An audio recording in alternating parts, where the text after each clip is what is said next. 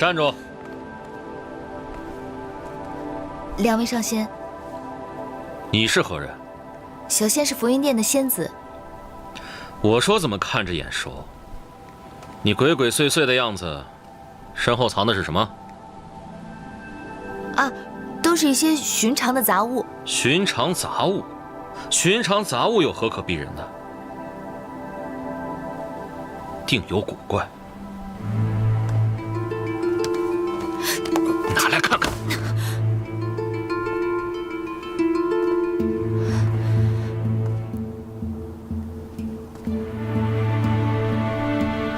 紫光上仙，这些真的都是小仙的一些私人物品。你们浮云殿的人说话能信吗？我们想打开就打开，你哪那么多废话？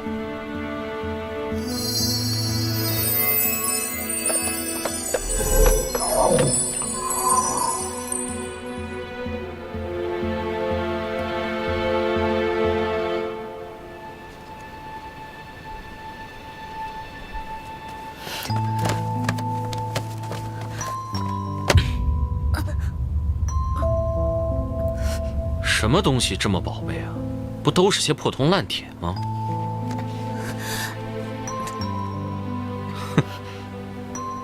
嗯，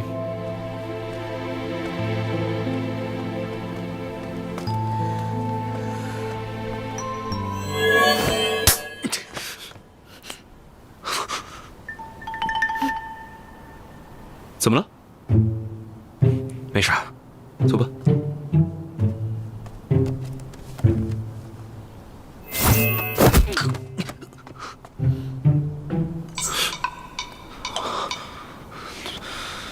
我们走。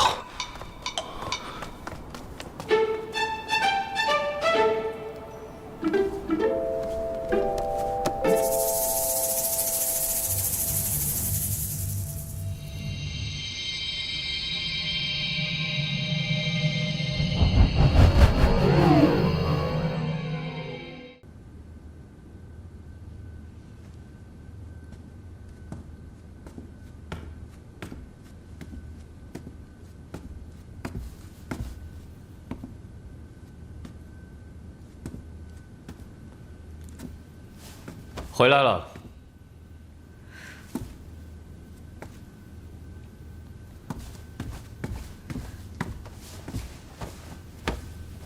神尊，去哪玩了？我随便走走。你都去哪儿了？我去了妖王洞、上清境，还有天池。哦，我去看逐日鸟了。逐日鸟，好看吗？好看，可好看了。那逐日鸟傻兮兮的，追着太阳猛飞，飞得还极快，跟一团火一样。逐日鸟性格暴烈，你去看它没伤着？多谢神尊关心，我没有受伤。不过就算受伤了，那也值了。值了？我剪了它一根羽毛。本尊现在被禁足于殿内，你是殿里的人，不要到处乱走，平时没事就待在殿里。是。哎，对了，神尊，小仙有一事相求。什么事？那个神尊，你也是知道的，我们桃林中人呢都擅长医术，小仙也一样。自小我便和师姐跟爹学习医道，平日里行医炼药都是极熟的。可是自打小仙上了天宫以来，这看家的本事就搁下了。昨日里小仙还碰到师姐，被她教训了一通。正所谓学海无涯，不进则退，小仙深感羞愧，所以小仙想冒昧的请求神尊，可否允许小仙将自己的房间改成药房，以供小仙配药炼丹，钻研医术。你懂医术？是。还会炼丹？对。那你自便吧。多谢神尊。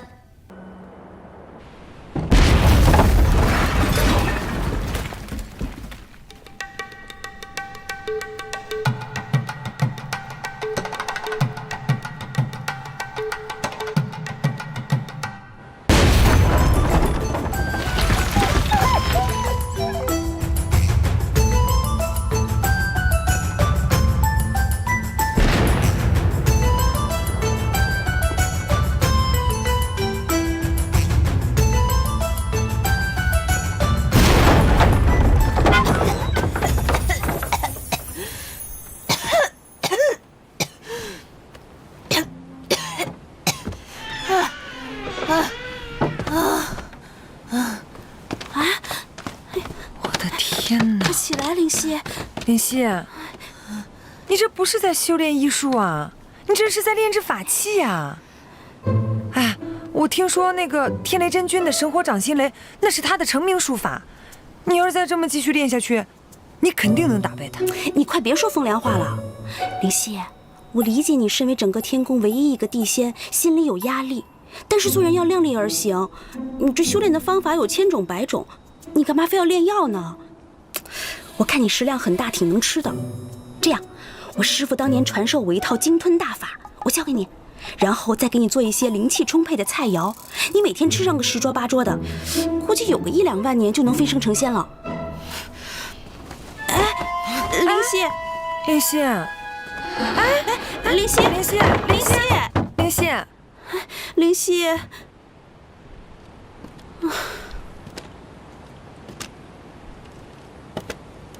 哎，啊，你刚刚说的鲸吞大法，我觉得挺适合我的，我也觉得挺适合你的。教教我呗。嘿，走。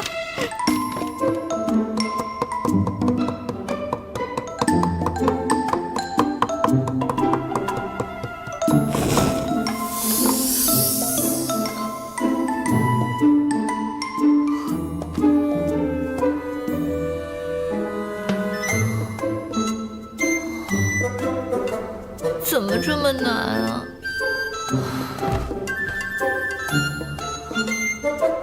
我就不信了。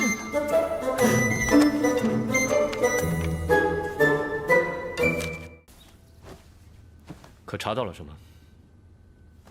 师兄，幽都山内魔气太重，我无法进入，只得多方打探。听说当日列夷的族人立下血誓，化作了怨灵，逃离了富灵渊，救下了当时命悬一线的众浩，一同进入了幽都山之中。众浩也在幽都山。是啊，听司命说，师兄你元神离体进了幽都山，可见到众浩了？我只见到了魔君。魔君醒了？不过他目前尚被困在封印中，而且力量是残缺的。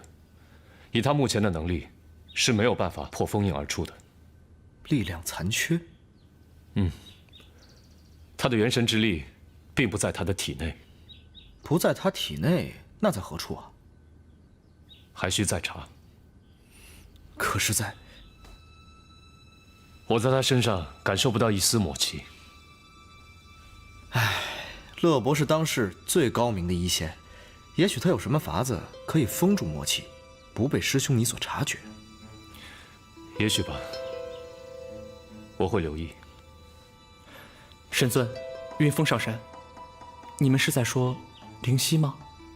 知道就好，不要传出去，只是怀疑罢了。难怪他出现在长生海，神尊就重生归来。小仙还以为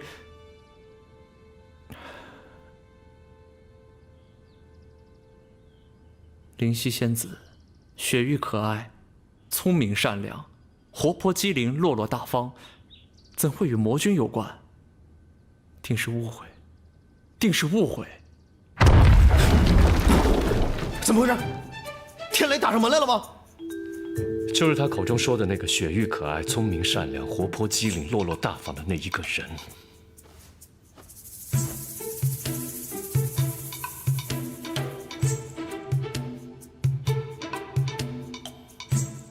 灵犀，灵犀，灵犀，灵犀，我成功了！我成功了！我成功了！这就是你炼的丹？我怎么感觉跟我当暗器还差不多？还我！你懂什么呀？哎，灵犀，你这炼的是什么丹药啊？是能延年益寿，还是增加修为，还是什么疗伤驱毒的丹药？你是第一次炼出成丹吧？是啊，可是不管你炼的是什么丹，你都不能胡乱吃啊！这万一要是炼制的方法和火候不对，成了毒丹，那可不是闹着玩的。13，你上次说上清境有一捧望月泉，是治寒之水，可是真的？当然了，早些年万灵院就有一个小仙童失足掉下了望月泉，不足片刻就险些丢了性命，那症状就跟咱们神尊得了寒疾差不多。后来虽说那小仙童捡回了一条命，但也是终日打摆子，天君就派他去看管逐日鸟，希望能够借助逐日鸟的火力去驱散寒气。哎，你们说，咱们也在院子里养上几只逐日鸟，是不是也能驱散神尊的寒气啊？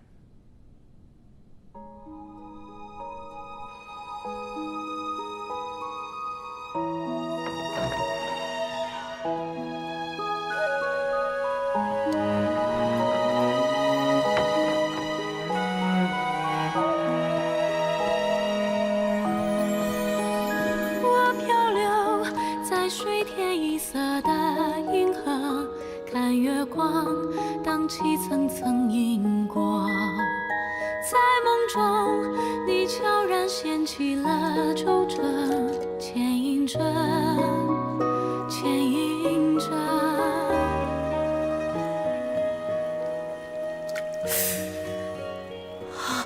这么冷啊！这要是掉下去，肯定冻死了。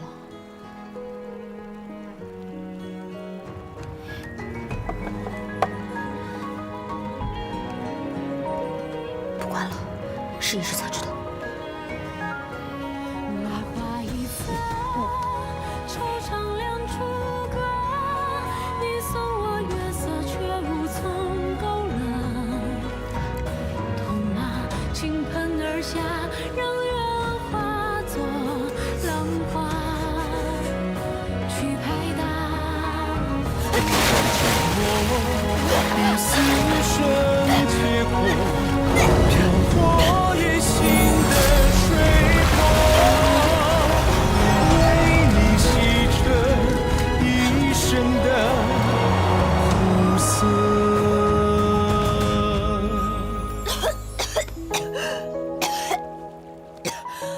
神尊，是在说万灵院的小仙童掉进去片刻，半条命都没了。你说什么？神尊，我的药炼成了，你看我跳进去没死，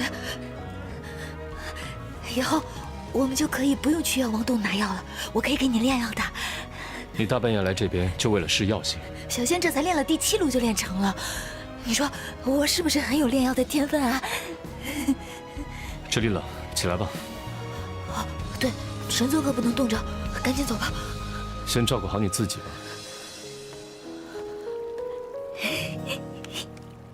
神尊，你等等，小仙。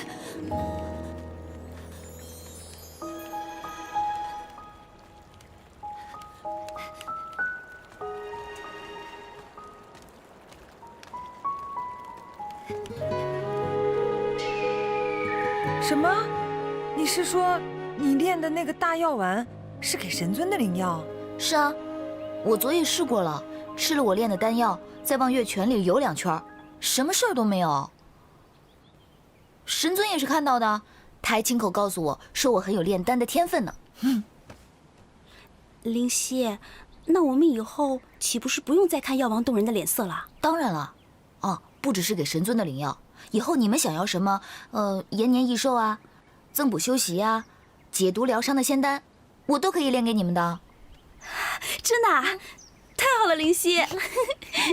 灵犀，你确定神尊说你有炼药的天分，不是扛冻的天分？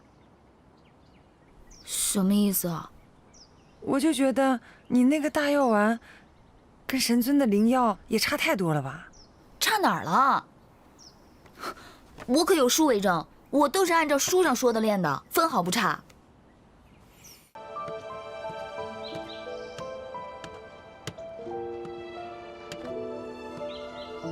神尊，师姐炼制的新的祛寒丹送来了，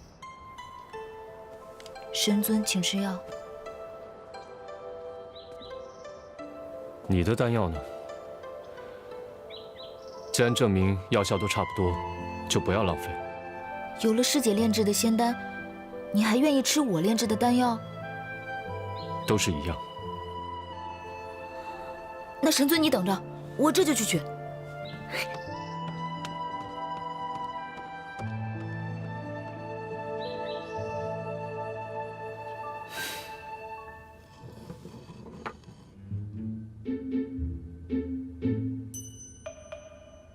这是什么？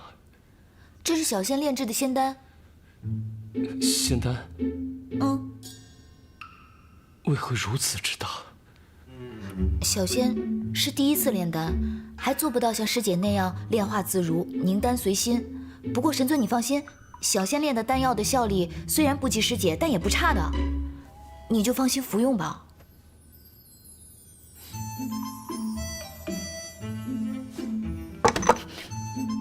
神尊，既然你相信我，就别浪费了，都是一样的。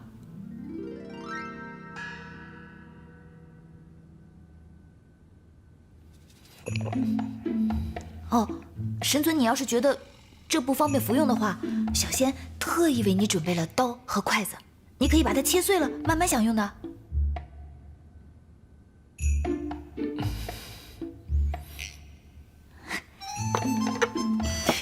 那小仙就告退了。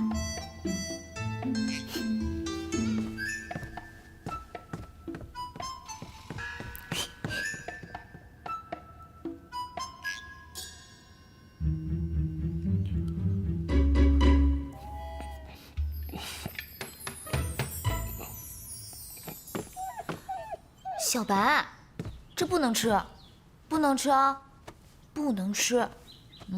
还是你眼光好，知道我这是好东西。那就让我再好好琢磨琢磨，炼出仙丹来给你吃，保你一举成为神兽，好不好？好不好？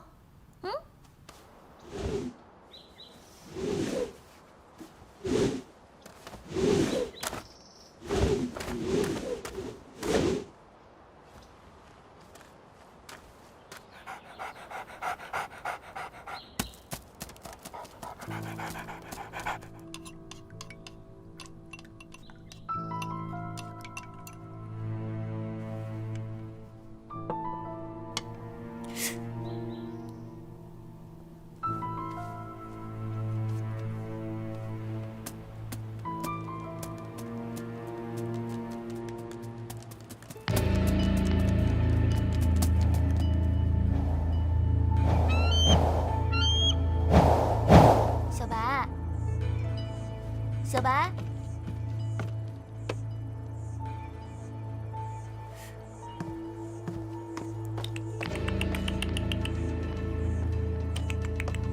小白，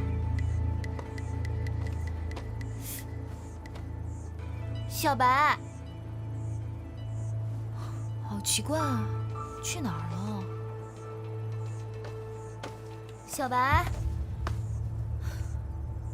小白。小白，你怎么在这儿睡觉啊？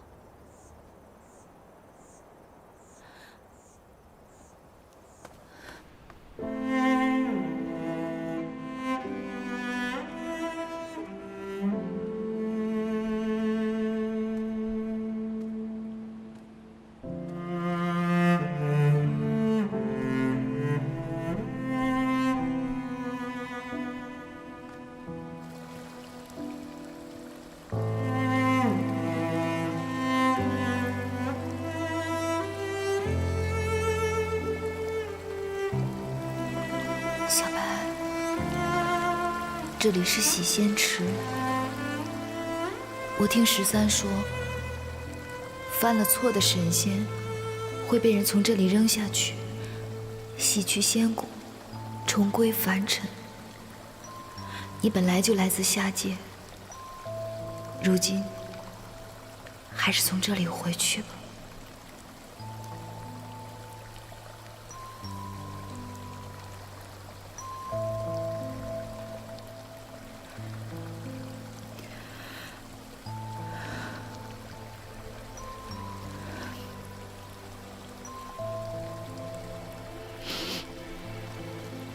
小白，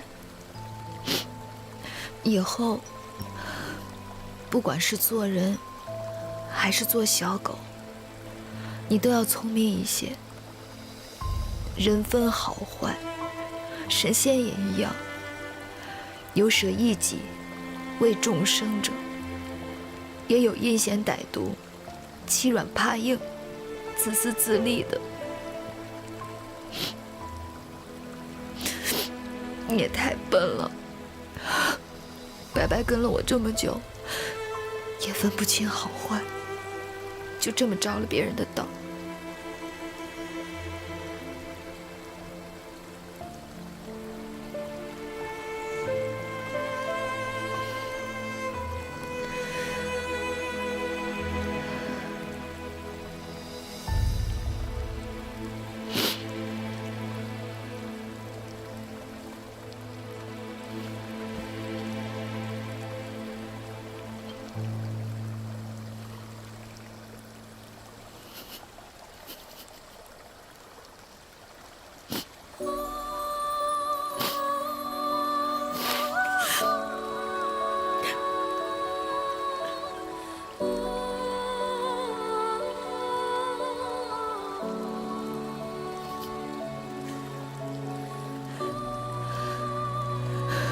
小白，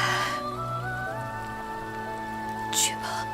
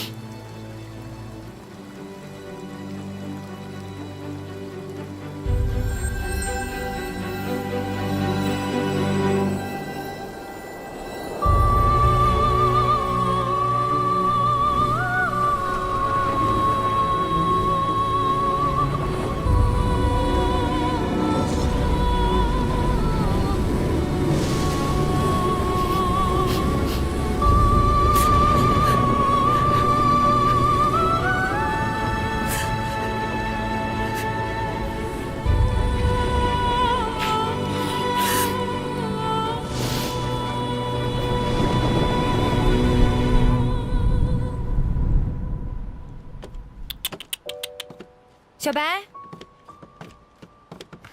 你找小白呢？啊，好几日都没见他了。我也是。小白应该去哪儿玩了吧？或者在灵犀屋里呢？灵犀，他也好几日没出房门了。他在炼丹呢吧？那这一次也太安静了。哎，不管了，先找小白吧。嗯。小白。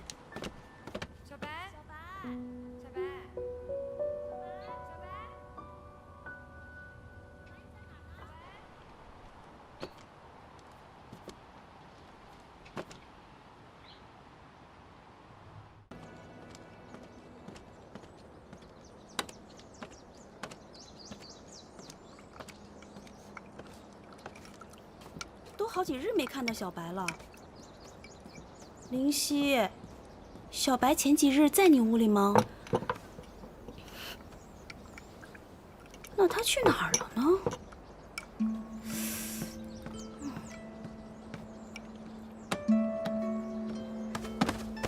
你们都不担心吗？担心什么？他出去玩，饿了自然会回来了。唉，现在狼心狗肺不爱来我们福音殿的哪只是狗，人更多。就那个圆童上仙，神尊刚回来的时候，他来我们福音殿那可勤着呢。结果神尊一被禁足，连个人影都没有了。说起来，这圆童上仙也挺让我失望的。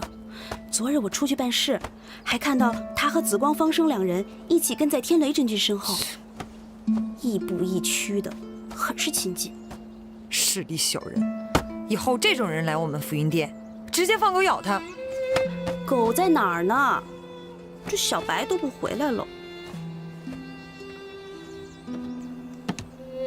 灵犀，你倒是说句话呀！说什么？说什么都行。这么大个院子，现在就剩我们3个人，你还成了个闷葫芦。司命，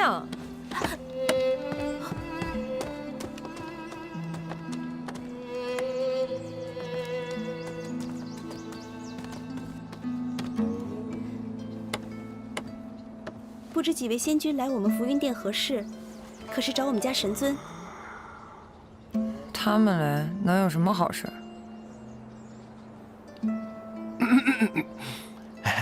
仙子可否代为通传？我等有事求见神尊。神尊，神尊，上神，普华仙君，上神，我等前来通告上神，3日之后4时，请移驾紫云台接受公审。届时，天君和诸位上清尊者也会前往，希望上神不要迟到。公审？凭什么公审我们家神尊？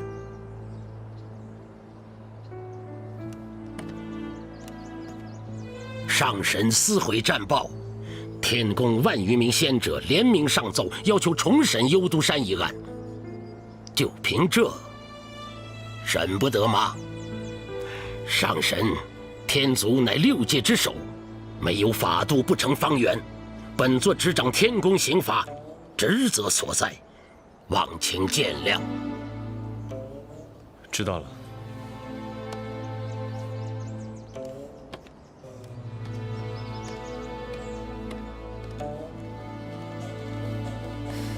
好你个狼心狗肺的东西！你看我不打断你的狗腿，你怎么跟他们混在一块儿了？等，轻点。我也是在大殿向天君奏事，这普化仙君来了，天君让我同他们一起来，我能如何？切！神尊，还有一事，天雷真君向天君进言，也是3日之后要迎元征的遗宝进功德殿，天君同意了。同时，他还请求从功德殿内请出神尊的龙牙战甲。什么？他是疯的吗？天君肯定不会答应的。天君答应了。什么？天君这个老糊涂，我看他真的就是……但是天君也说了，等到神尊公审结束之后，再行定夺。定夺？定夺个屁！你就少说2句吧。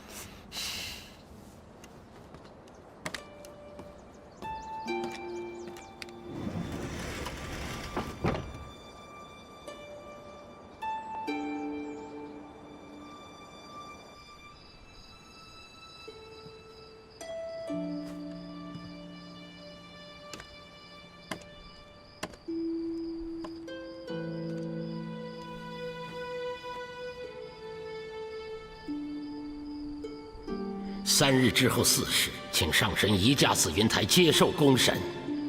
到时，也要迎元征的遗宝入功德殿，同时还会从功德殿内请出神尊的龙牙战甲。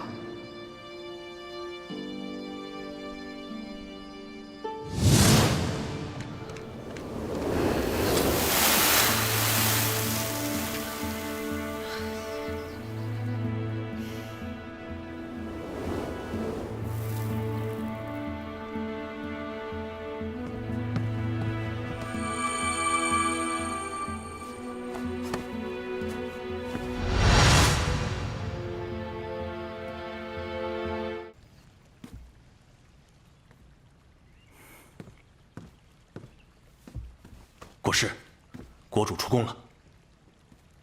昆仑山？好像不是。国主屏退了侍卫，只带了石婆婆1人。那国主会去哪儿呢？不知道。不过什么？属下担心国主遇到意外，于是，在石婆婆身上下了千里香。如果国师认为有必要，属下可以跟上去。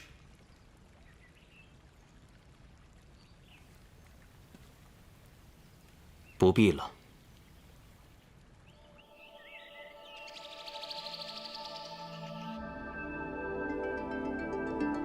国主，500年前，老夫答应过你，要为你占卜这一卦。我算到了。会有这一日。打扰仙翁清修了。国主还是问人？对，问人。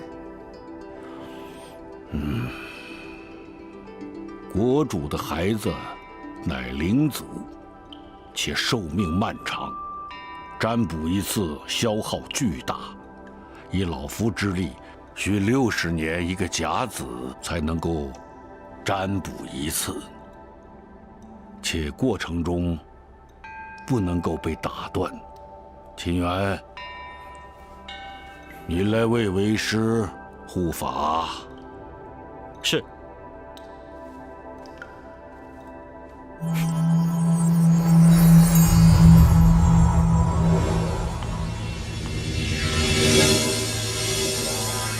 国主，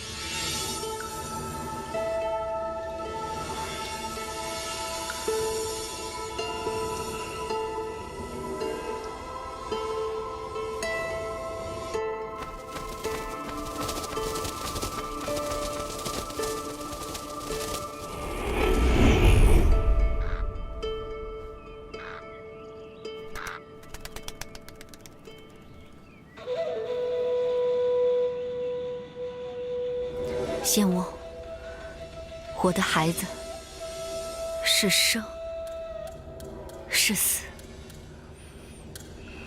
生。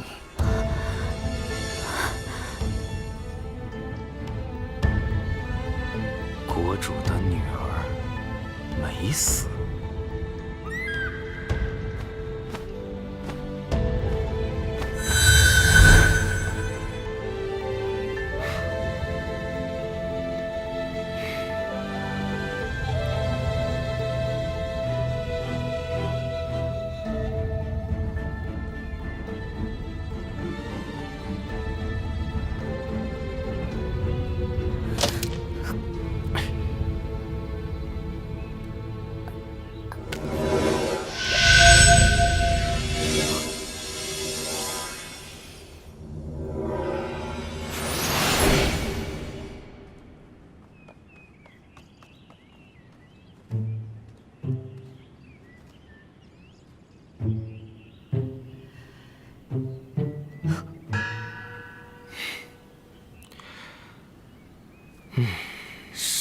是你？真巧。是我。我知道。何人敢闯我南极仙州？你帮帮我。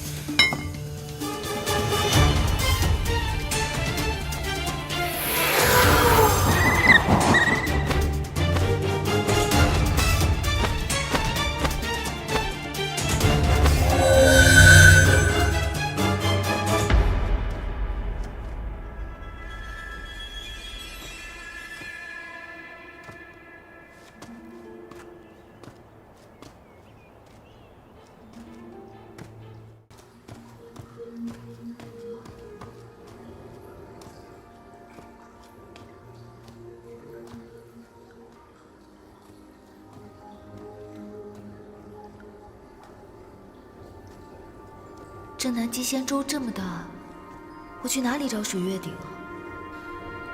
这是哪里啊？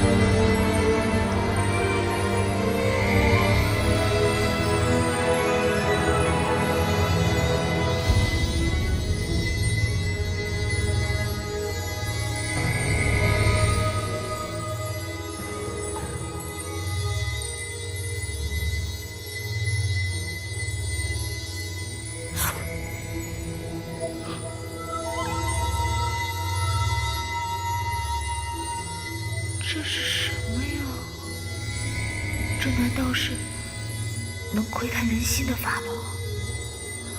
不对不对，我怎么能，我怎么会有亵渎神尊的想法呢？我对神尊那是敬爱，才不是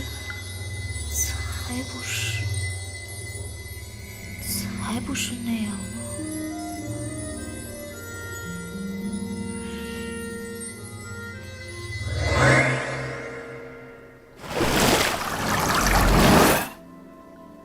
这就是能恢复万物的水月鼎。仙翁，我的孩子现在何处？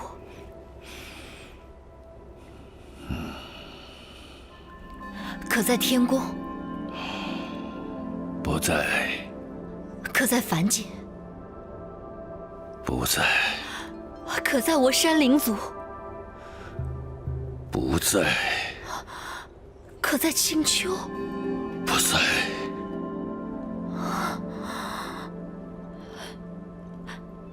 人未死，却不在我六界之中。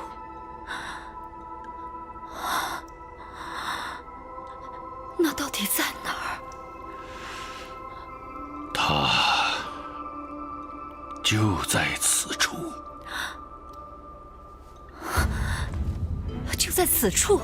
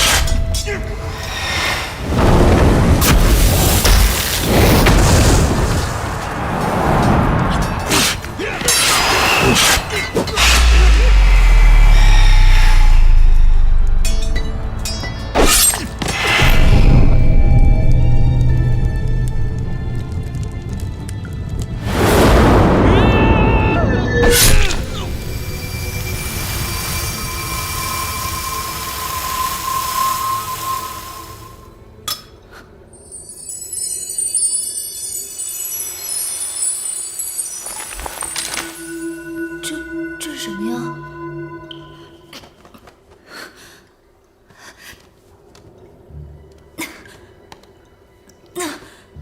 怎么拔不下来啊？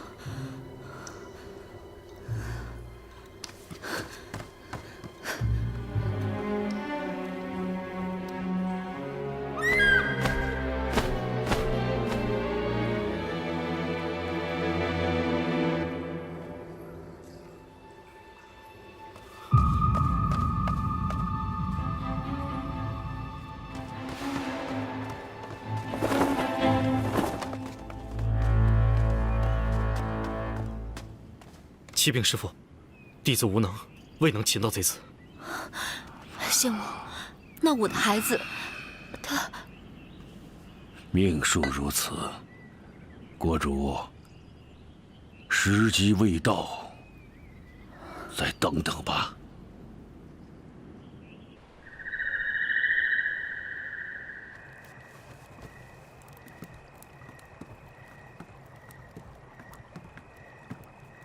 国主，国主，这么晚了，国主是去了何处啊？属下有要事相商，到处都找不到国主。本君虽说疏于政事，可也无需去哪儿，都要向国师知会一声吧。国主言重了。有什么事，明日殿上再说吧。国主，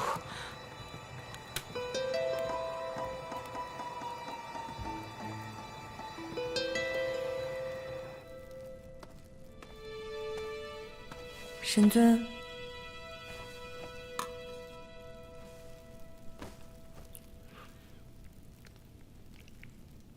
13自作主张给您换了新茶叶，不知是否合口？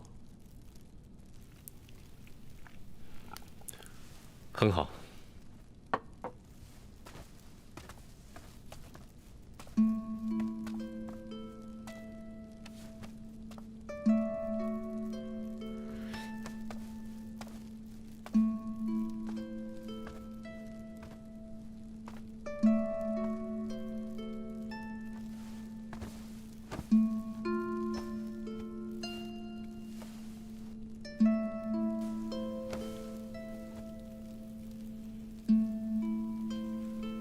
你下去吧。是。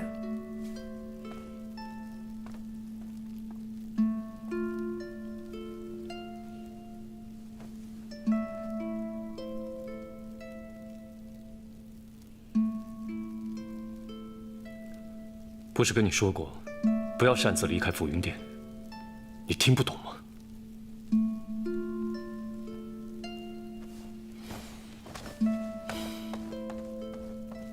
小白死了，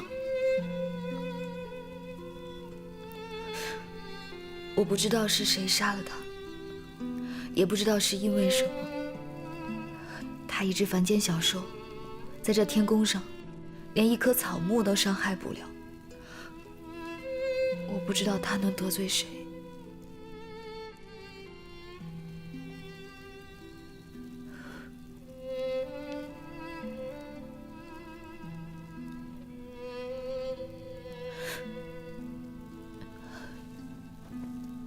神尊，我知道这不是你的错，你也定是有你自己的苦衷的。可是就算是神，也是有心的，你就不会觉得委屈吗？委屈是死不了人的。可小白死了。神尊，我知道你是不会做错事的，你都是为了别人，你为了别人，你宁可委屈自己，也要顾全大局，庇佑弱者。因为你是战神，你就是这样的人。可林夕不过是这天宫上法力最低微的一个小仙，林夕不懂什么道理。林夕是不会给神尊添麻烦的。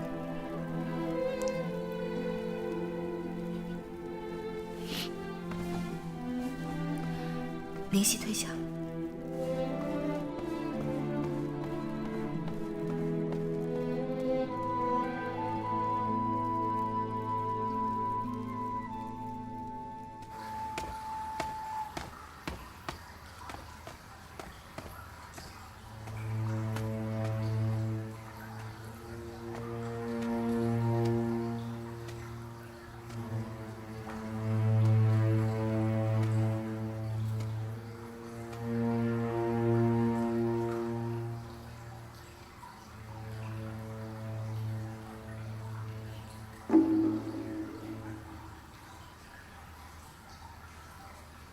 你知道是你犯错了吗？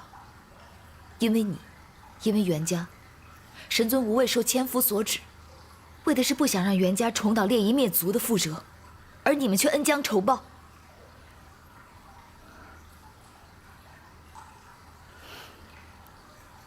错已成错，我相信神尊定有他自己的苦衷。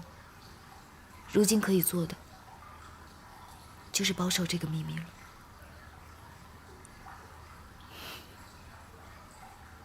你若在那边遇到小白，你要替我好好的照顾他。他胆子小，又贪吃，你要好好养着他，别让别的小兽欺负他了。什么人？你在这儿做什么？袁同上仙。你还没回答我的问题呢。没什么。你手里拿的是什么？什么都没有。神尊还在等着小仙呢，小仙告退。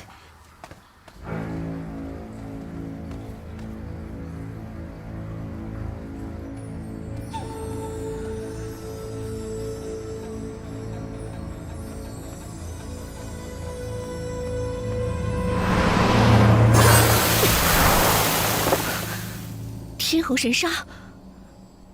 上仙这是何意？你去过南岳之巅？小仙不知上仙在说什么。给我。什么？啊！自从这个东西套在小仙手上，就怎么也摘不下来了。我说的是战报。原来你早就知道战报内容。看来你真的恢复了战报。交给我。既然你知道战报真相，为何不替神尊开脱？你可知神尊为了你们袁家，受人排挤，被人非议？你母亲还去药王洞断了神尊的伤药，让他饱受寒疾之苦，还要接受紫云台公审。你们这是恩将仇报。把战报给我。你不要逼我。不给。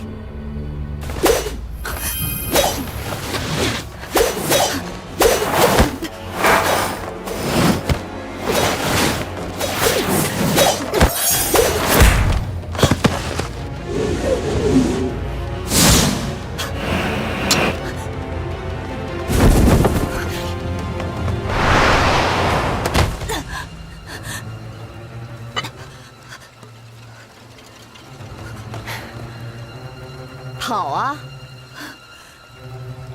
怎么不跑了？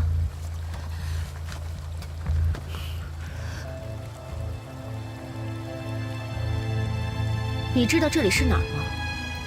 你身后便是洗仙池，任何神仙只要坠入洗仙池，便会脱去仙胎，碎去仙骨。无论多高的修为，都要重新来过。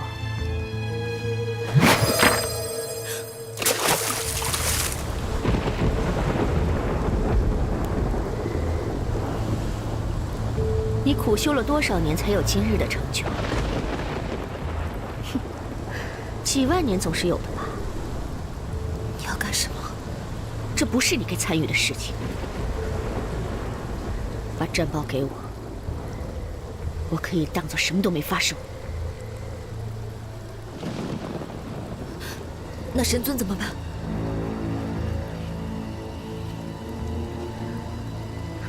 神尊不会有事的。我会亲自去药王洞求药。真的吗？我保证。我才不会信你。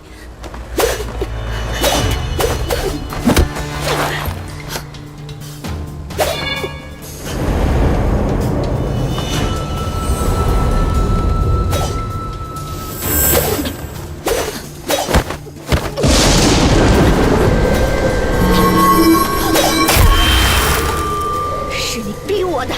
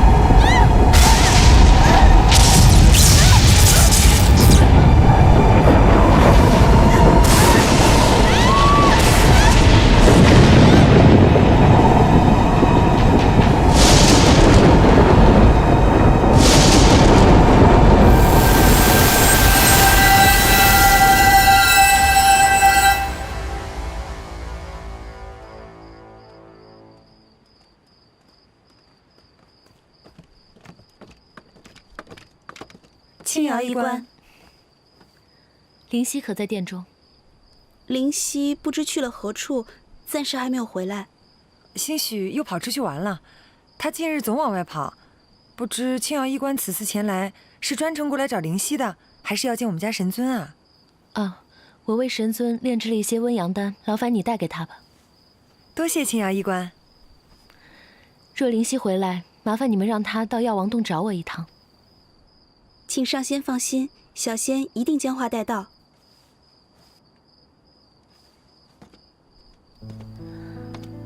这个傻丫头心系战神，怎么会在这个节骨眼上没了踪影呢？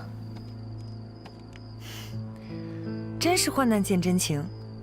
这别的神仙近日避我们如避瘟神，青瑶医官平日里看起来冷冰冰的，如今不仅屡次来为我们家神尊瞧病，还违背药王的意思，主动来给我们提炼丹药，真是个好神仙。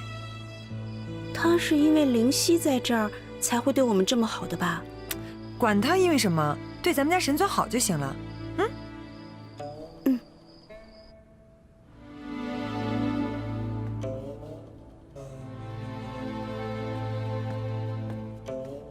神尊，这个是药王洞青瑶医官送过来的温阳丹。你看到灵犀了吗？灵犀？灵犀到现在还没回来呢。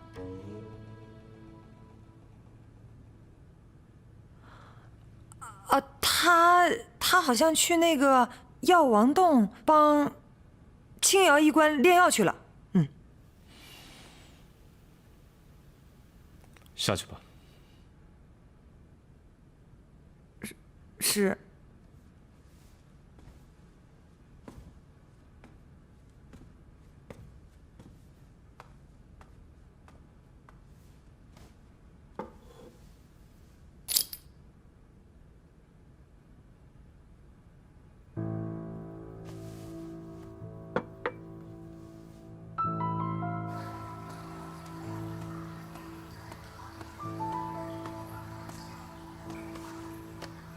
母亲，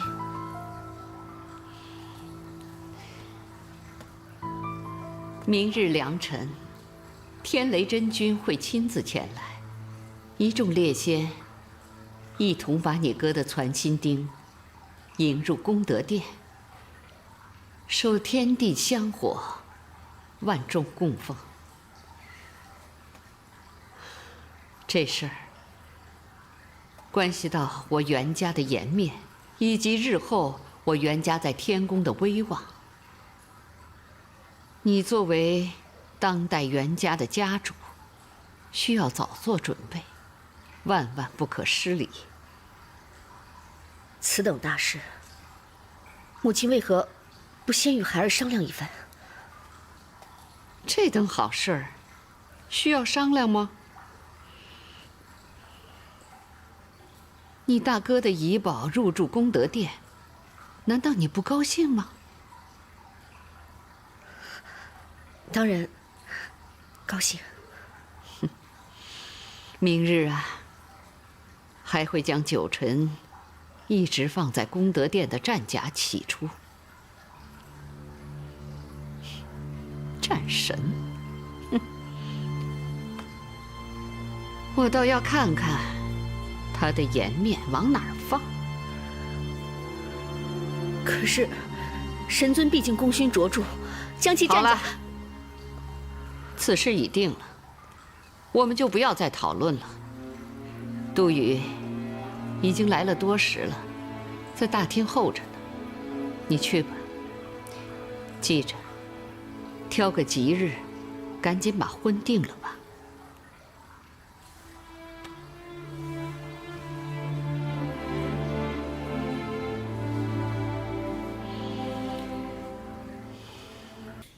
灵犀回来了吗？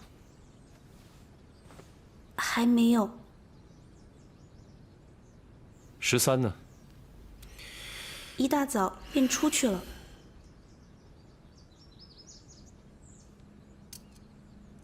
差不多时辰到了，该去紫云台了。紫云台？我正好有公务要去紫云台处理，要不我随师兄一起？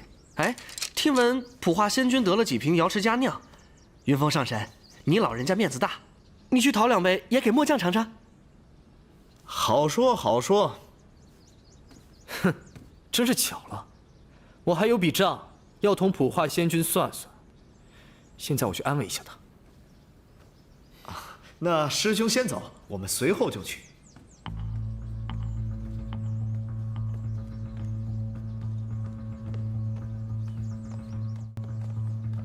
神尊，神尊，大事不好了！何事？13他今天早上怒气冲冲地闯进功德殿。他去那儿做甚啊？他说，谁要是敢动神尊的龙牙战甲，他就活劈了谁。这没一会儿的功夫，他已经劈倒了20多个天宫礼官，掀翻了2座偏殿。紫光已经带兵过去了。好13，决战的时候到了。神尊，只要你一声令下，属下立刻把天雷老儿抓下来，给你下酒喝。胡闹！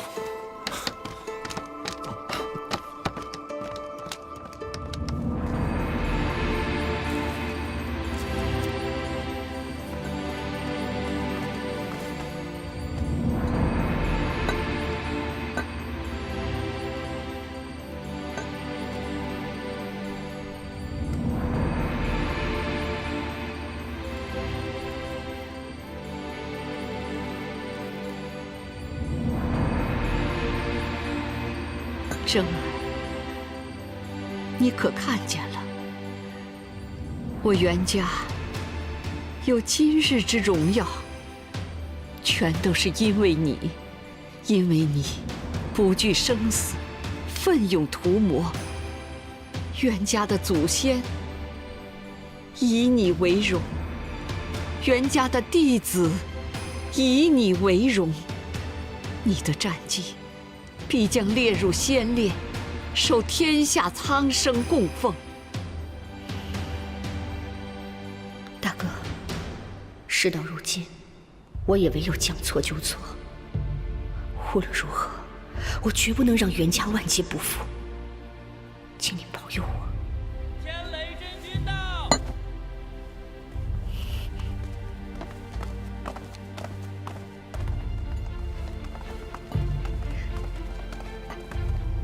老身见过真君。不必拘礼，请天君法旨。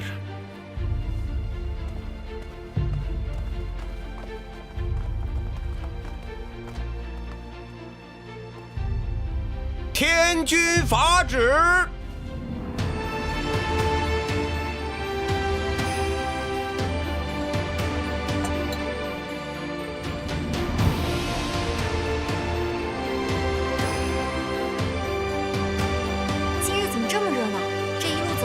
似乎有很多仙家都是赶往袁家的。元征战将好厉害，怡宝竟能入驻功德殿，咱们天宫可是许久没有如此盛世了。亲邀衣冠。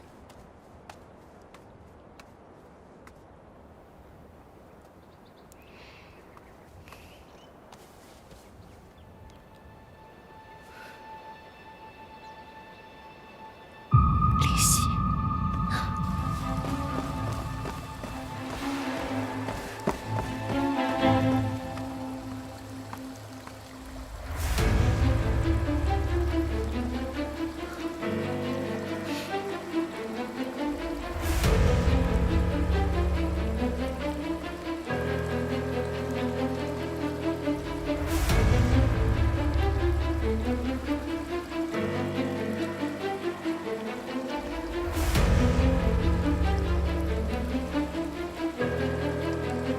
离席，离席，离席，你在哪儿啊？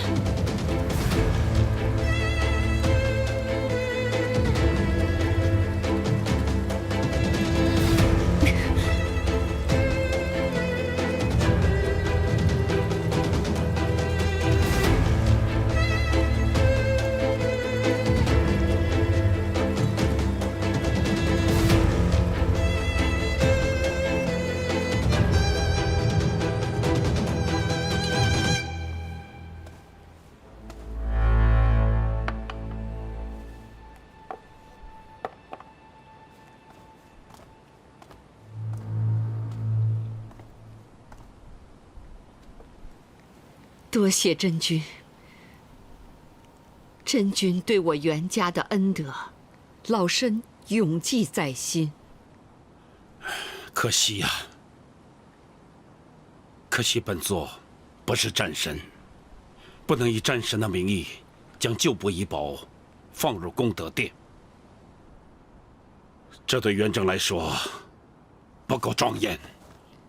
真君说哪里话？真君统领天宫战部5万余年，英勇奋战，这功绩谁人不知啊？可惜我儿福伯不能在真君的帐下听差，不过这次由真君亲自为他主持大典，也是不枉此生了。袁老夫人，你太客气了，这是本座应该做的事情。元正将军在天宫的功绩有目共睹，这是不可以抹杀的。我儿死得不明不白的，真君啊，日后我袁家还需你多多帮扶。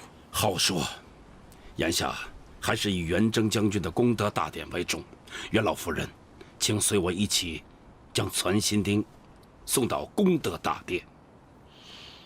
正当如此。好。放开我！放开我！放开我！走！背后施阴招，算什么东西？为何喧哗？启禀真君，这个家伙强闯功德殿，伤了一票礼官不说，还毁了2座偏殿。属下将他擒来，请真君发落。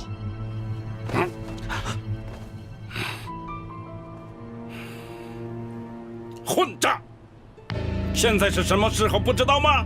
竟然拿这种琐事来烦本座！将他押到紫云台，听候天法处置。可是真君，紫云台今天要审问9臣，没工夫管他。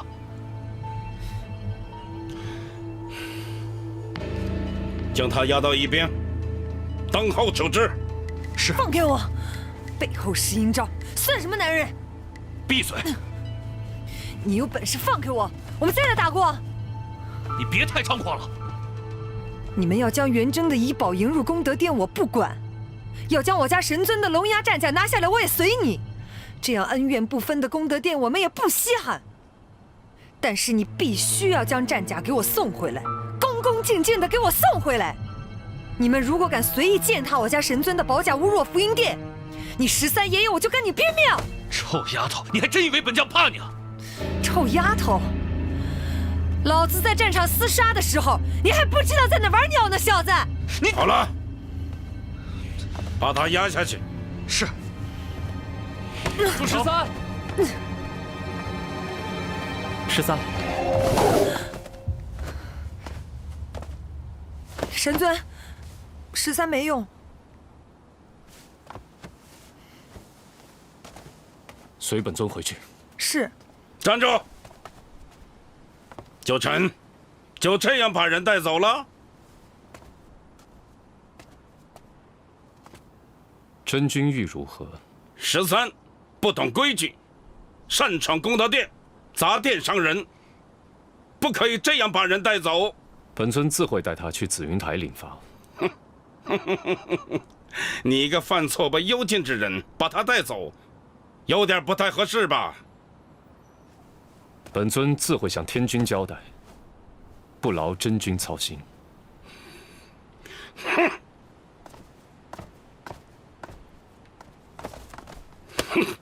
慢着！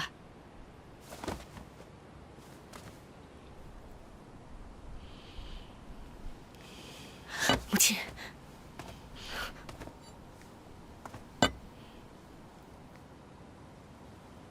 ，9臣上神。今日承蒙天恩，我儿的遗宝入住功德殿，乃是我袁家的大喜之日。老身听闻，上神今日也要到紫云台受审。既然你我有缘在此相遇，老身想要问一问。你说。老身问一问，我儿元征是不是上神所杀？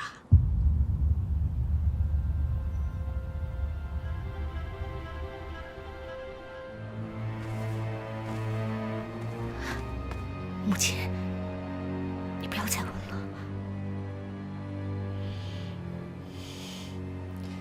请上神以道心起誓，莫要欺骗老身。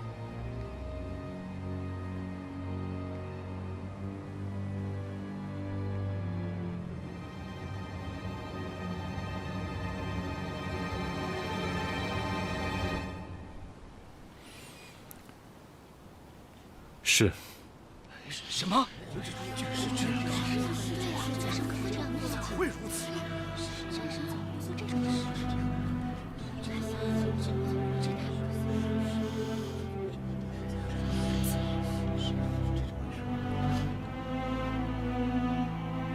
听见了吗？你们都听见了吧？你们都听见了吗？终于承认了，他终于承认了，我这儿，我袁家的弟子，还有我10万天兵枉死的冤魂。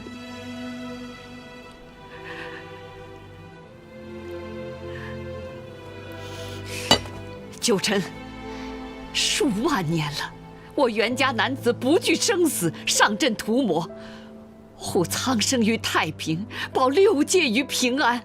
你身为战神，杀我孩儿，屠我族人，害死了天兵，躲在长生海，你跑了5万年，此等仇恨，我岂能再容你？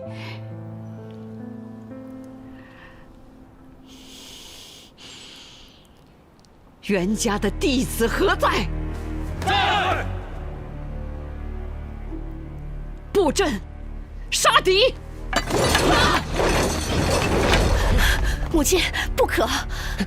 真君，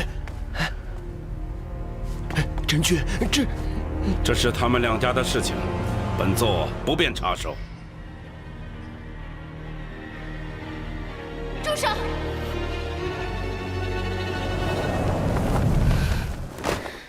神尊，这是怎么了？你帮我照顾一下他。灵犀，谁把你伤成这样的？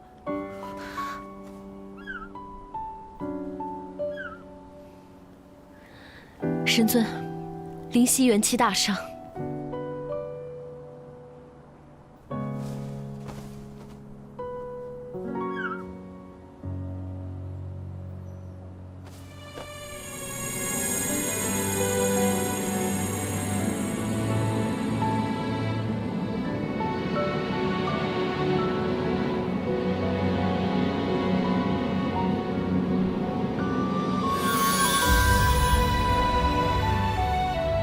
灵犀，灵犀，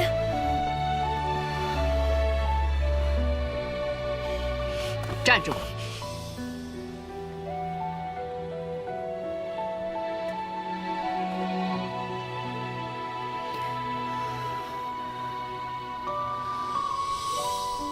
身子疼。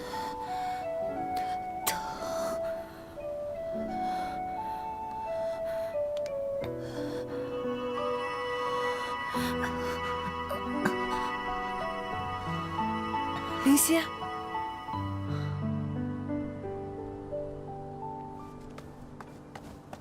真君，今日到此为止吧。有什么事可以过了元征将军的功德大典再说。这也不是本座要强留他们，那我又能说什么呢？老夫人，真相已大白，今日当着我儿、我袁家的列祖列宗以及众位先友的面，我袁家要一个交代。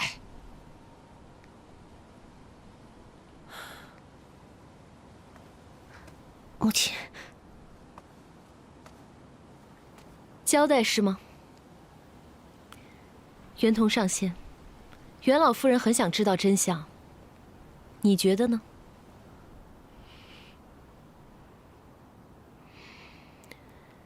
既然这么想知道真相，那就睁大眼睛，好好的看清楚了。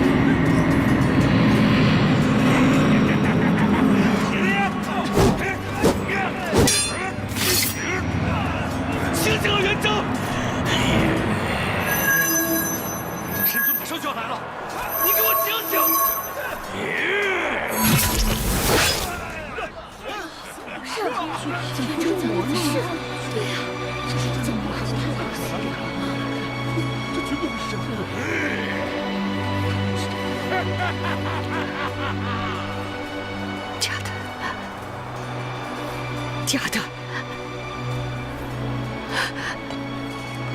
真君，这占宝是假的。我儿他从小涂魔，绝不会入魔的。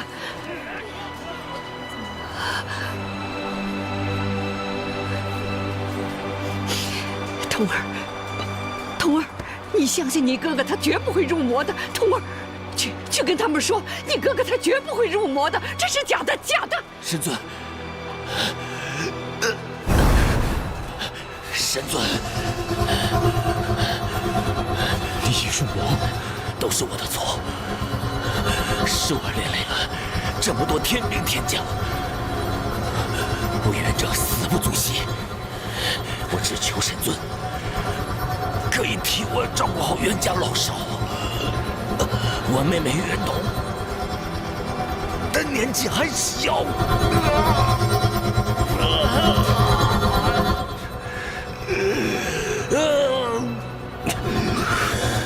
我绝不能留你，你放心，我会保护你的家族，行人之事不会让任何人知道。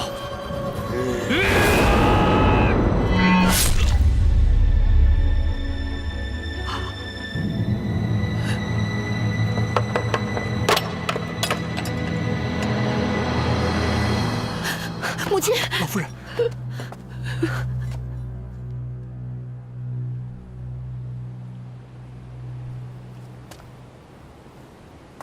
是真是假，你自己心里清楚。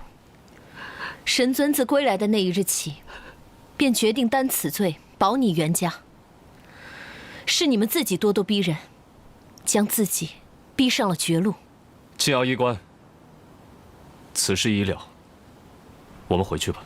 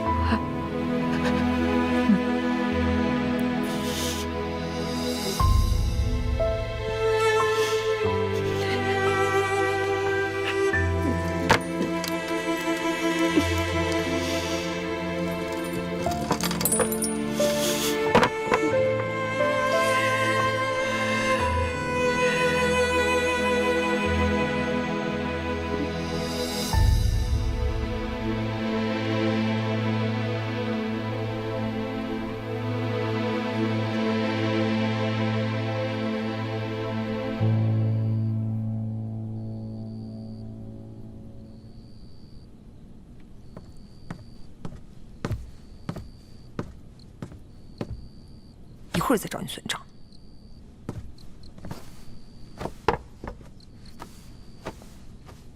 他怎么样了？青瑶医官，你倒是说话呀！这灵犀到底伤得如何？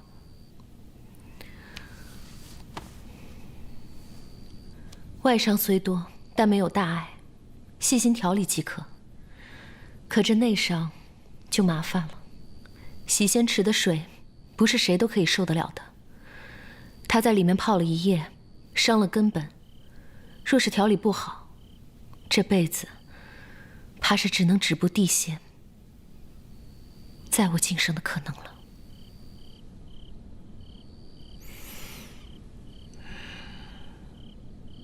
有劳了，医官。神尊客气了。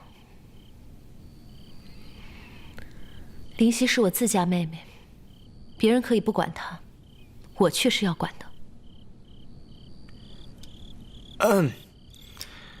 夜深了，都散了吧。属下告退。小仙告退。哎，我送你。13仙子留步，我自己可以的。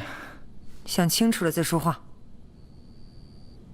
送也行。嗯。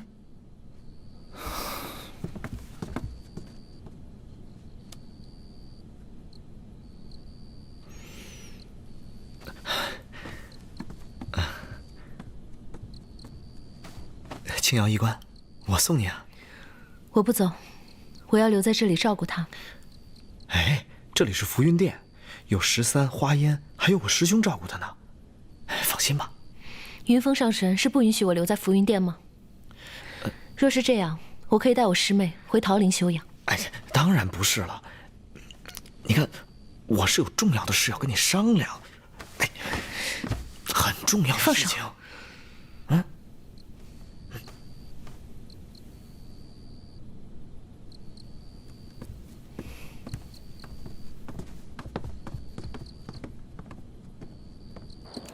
哎，13仙子，我自己能走，你不用送我。我送你。哎，我就送你，怎么了？哎，开阳兄弟，我记得你有事情找我。绝无此事，你一定是记错了。韩，哎，你们继续。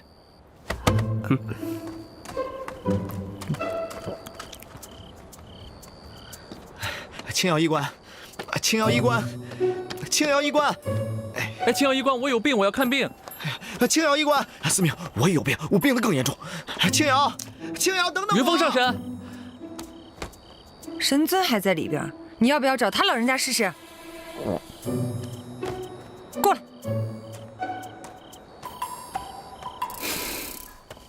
哎呀，青瑶医官，请留步。上神有何指教？指教谈不上，只是不忍见你就这么满是怨气的离去。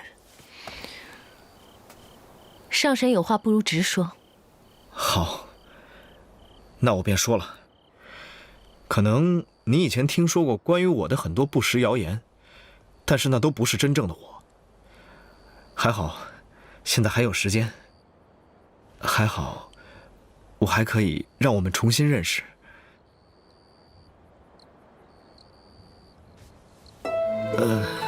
还好，我还可以让你看到我到底是什么样子的人。就拿这次的事情来说吧，今天我看到你心有怨气，灵犀的事，我师兄也……青瑶，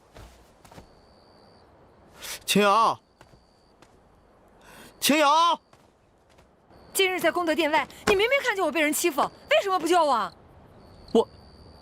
我救了呀，我去报信儿了。报信儿？那是男人该做的事儿吗？你都打不过他们，我就更打不过了。这不报信儿，如何救你啊？我若看见你被人欺负，我定会想也不想，立刻出手。这做人做事得讲求方法策略，这明知道打不过还要打，那不是傻吗？那不是傻，那是因为喜欢。以前你不是这么对我的。当年如我有难，你必定想也不想立刻出手。我知道，你不接受我，除了因为我以前是男娇让你心有别扭，更多的，你是怕遭人耻笑。其实不仅仅是你，想必旁人也是如此。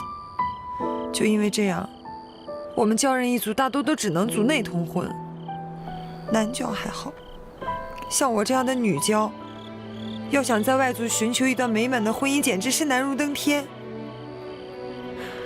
这就是命，我早该认命的。其实不是这样的。当真？你并没有瞧不起我？当然没有。那你为什么就不能就？主要是我们不合适。哪里不合适？我们哪儿都不合适。你说出一条。我们身高不合适。我们每次并肩同行，我的压力都很大。每次我跟你说话，我都仰着头，我很累的。都是借口。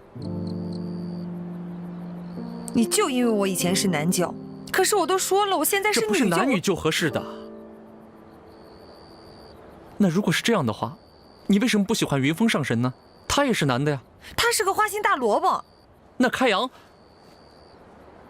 我跟他一起桶里洗过澡。韩章呢？哎呀，他娘们唧唧的。那倒是。不过我承认，你比他还娘们儿。但是我就是是感觉。对，是感觉。感觉不对，人就不对。十三，我对你就是没有那份感觉。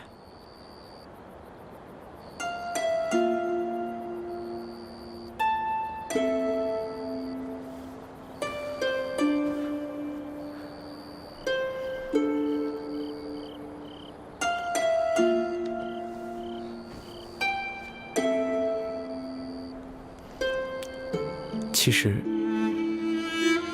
我们还是可以做回朋友的，像以前一样，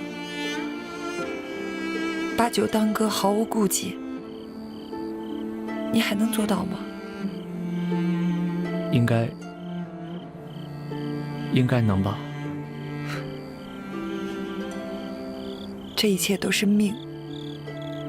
如果我一开始就化为女娇，第一次在你面前出现的时候就是个女人，想必就没有今天的种种了。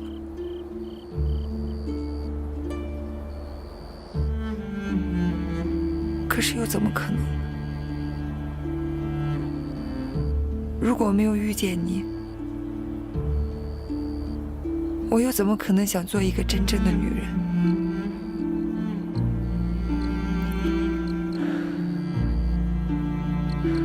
我自幼无父无母，一个人在大海里长大，从小就被别人欺负。有幸认识神尊以后，我就特别想要成为他那样的人。我性格粗犷，大多都是因为开阳、韩章那些家伙的影响。你是不知道，在军中，如果不硬气一点，真的会被欺负。我刚进军营的时候，就因为我是个娇人的原因，所以常常被他们欺负。13，和你分开以后，我也不知道自己是怎么了，慢慢的就变成了现在这样。他们跟我说，如果不是特别喜欢一个人的话，是不会变的。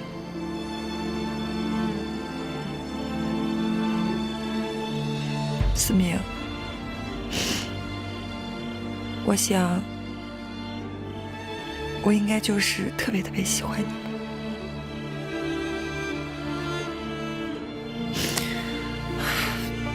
我跟你说这些干嘛？你不要害怕，也不要想太多。我是男子汉大丈夫，行就行，不行就算了呗。我以后不会再纠缠你了。是。司命，我还有一事相求，希望你能帮忙。你说。我虽已是女儿身，但我却不知道如何做一个真正的女人。你司管凡人命数，必定见多识广。如果有机会，你带我去瞧瞧，那凡间的女子到底是如何的。我当是什么事呢？这有何难？你可以随时去司命殿查看。只是不要再像过去那般对我了。不会了，你多虑了。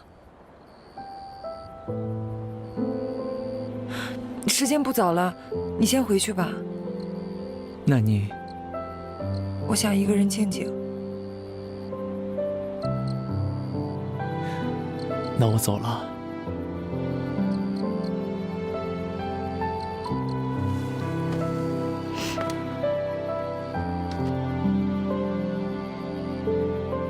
我真走了。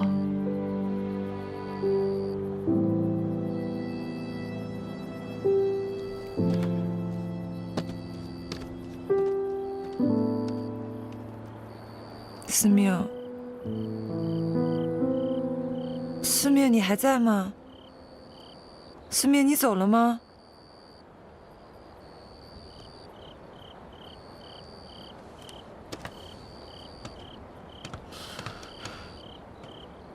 臭司命，还真是说走就走，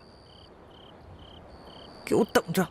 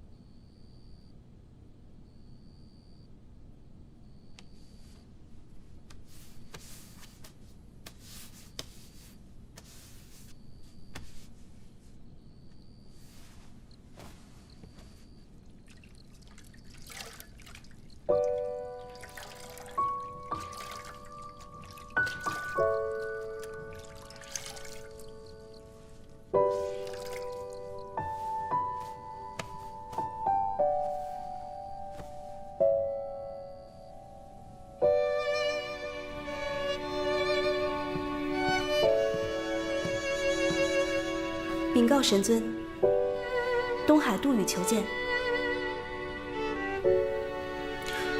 正殿候着。是。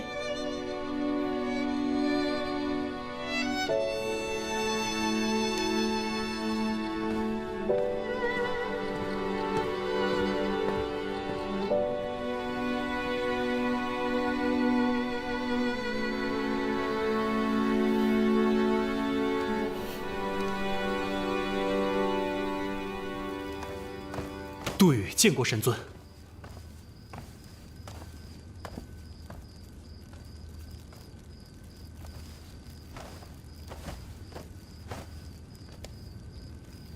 何事？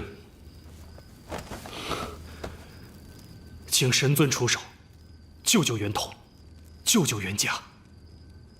自袁家男子战死幽都山后，袁家全靠袁统一个人支撑。为保家族荣耀，他已经背负的太多了。若待天君下令，昨日的烈夷一族便是明日的袁家。请神尊看在袁征将军的份上，救救他们吧。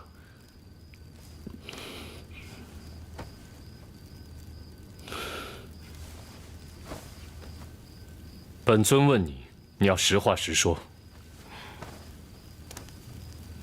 是。当年的事，你与袁统早已知晓了，是不是？是。神尊刚醒过来的时候，袁统就拿着袁征的家书，想说明一切，为你恢复名誉。是小仙拦住了他，是小仙自私，想着以神尊的功绩地位是可以扛过去的。可袁家，神尊，千错万错，都是小仙的错，请你大发慈悲，再救袁家一次吧。你之前宁愿被禁足受审，也不愿吐露实情，不就是想保护袁家吗？事到如今，能救袁家的就只有你了。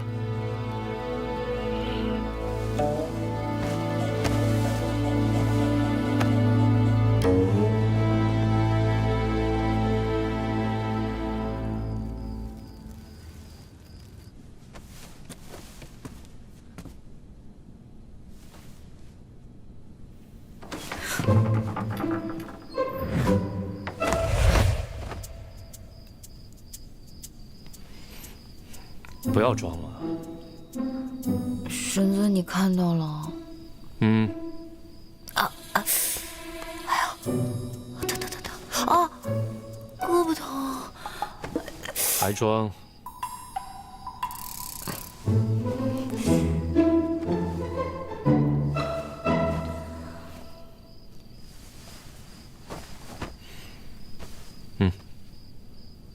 这是神尊给小仙的吗？多谢神尊。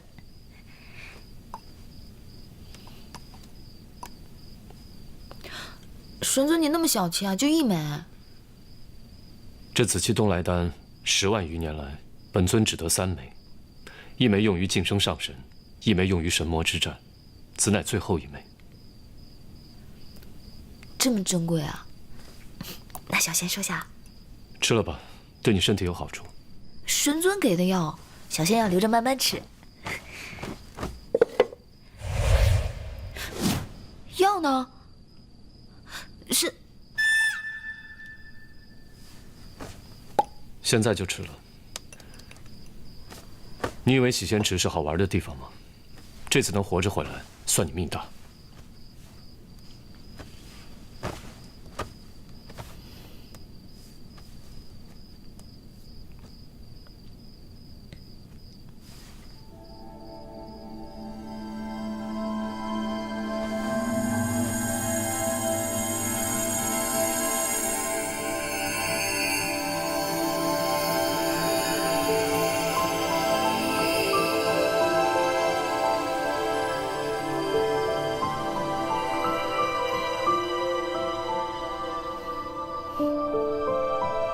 好多了。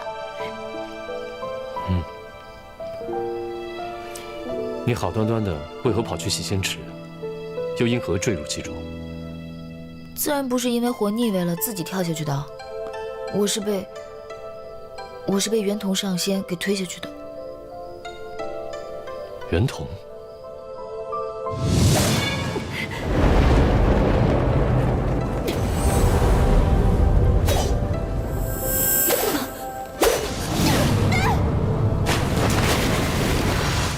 他要你便给他，何必跟他拼命？你一个小小地仙，不知道自己对上他没有胜算吗？我本来也是要把那战报给烧了的，可是他偏要抢，他抢我就偏不想给他。我就是觉得神尊为了这样一个人，饱受非议，很不值得，很委屈。你为这件事死了，便值得了？我当时也没有想那么多。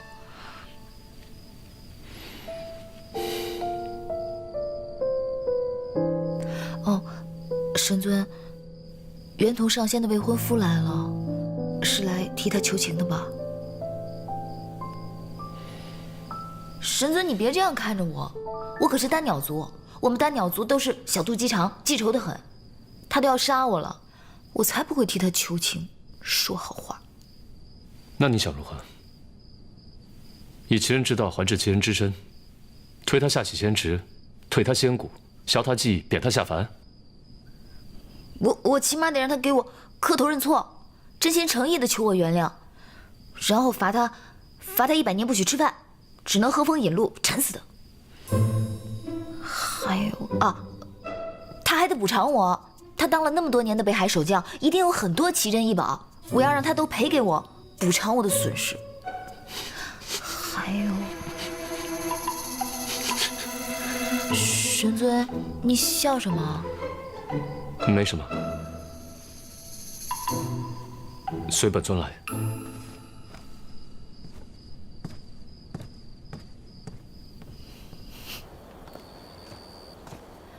神尊，我们这是去哪儿啊？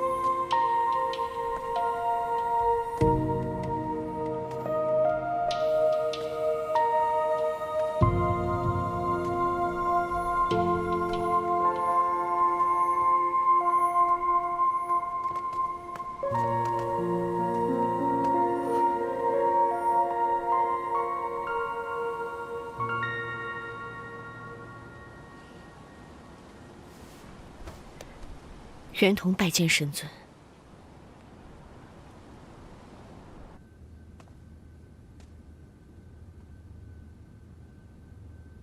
袁同愧对神尊。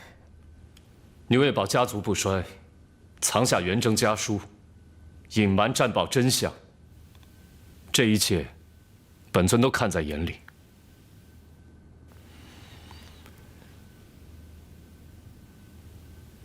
自从决定帮你袁家起，本尊已将后果看得非常清楚，亦不在乎那些流言蜚语，但你不该不择手段，妄动杀心。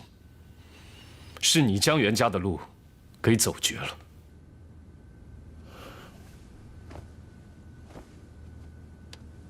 袁同有罪。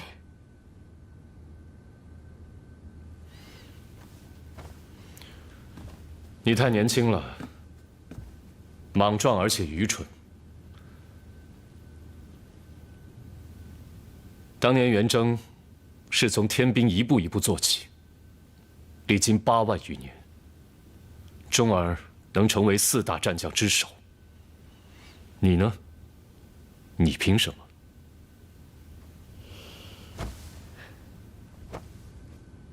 袁同羞愧。这5万年来，你空座其位，连半点都没学得天族战将该有的责任以及气度。今日，本尊要废你5万年的修为，你可服气吗？任凭神尊处置。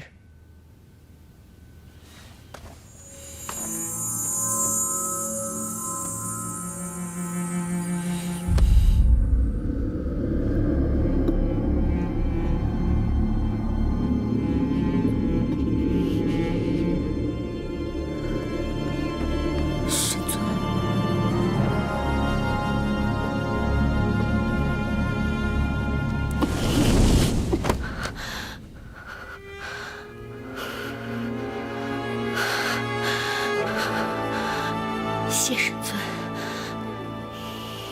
去从天兵从头做起吧。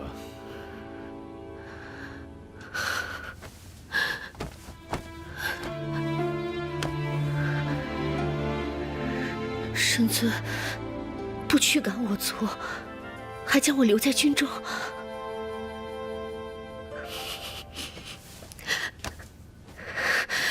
袁同拜谢神尊。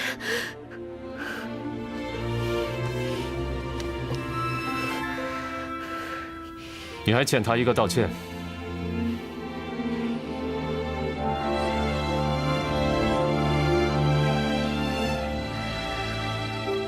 灵犀仙子，都是袁童的错。还要罚你这100年间不得吃饭，还有之前坐镇北海所得的奇珍异宝，都要给灵犀，当做你伤害他的补偿。是。走吧。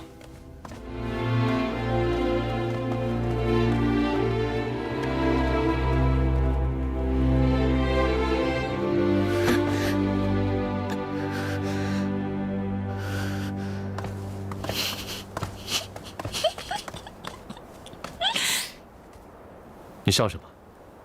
没笑啊。多谢神尊为小仙讨回公道。本尊惩治袁童，乃公事公办，与你何干？哦。